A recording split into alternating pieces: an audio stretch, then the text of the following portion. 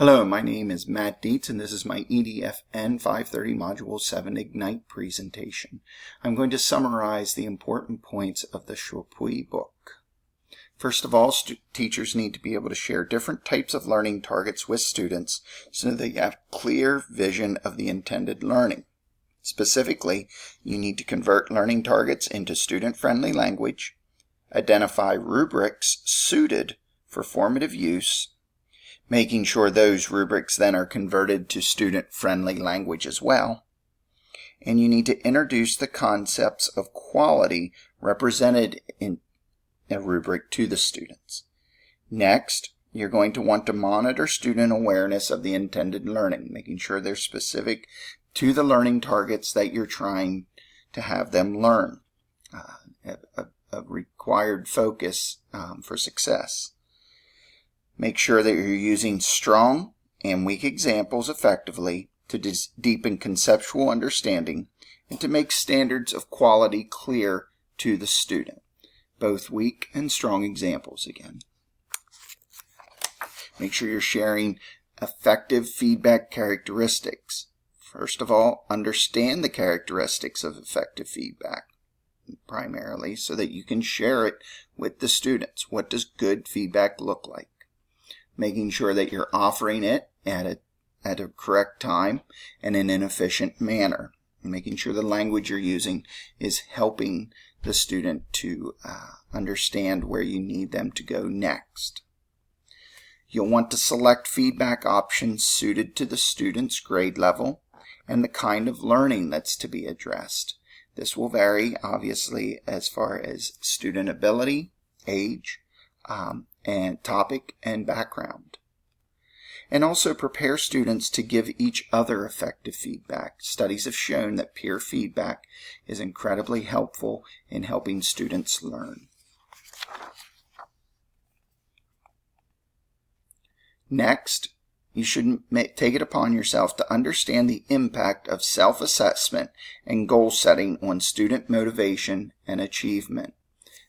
An important point in improving student learning. You need to understand the conditions that maximize the impact of self-assessment and goal setting, helping students to know where they're going and why they need to get there. You also want to know how to teach students to self-assess accurately with focus on learning targets. I think it's good enough is not the answer that you're looking for. You're looking for students to know exactly what you're shooting for and have them reach it. And finally, know how to prepare students to create specific and challenging goals.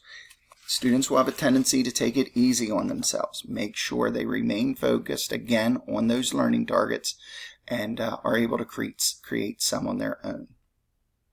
Understand the importance of the feedback loop to increasing student learning. For each action, there is an effect. How can we share with students what is most important? Making sure you're building in and taking the time necessary to build the feedback loop into the teaching cycle. It has to be part of your classroom culture. Make sure you take the time and have a huge repertoire of strategies to diagnose student learning needs.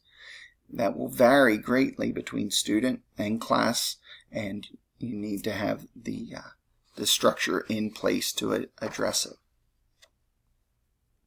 Understand the value of practice in a risk-free zone.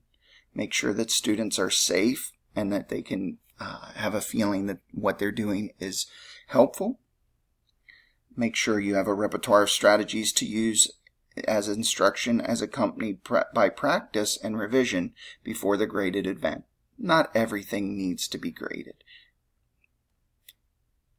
My main takeaways were that you need to have clear goals, you need to have helpful and healthy feedback, and that learner ownership is so crucial for improved student learning.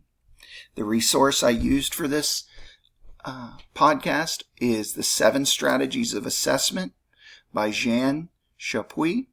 and I would highly recommend it.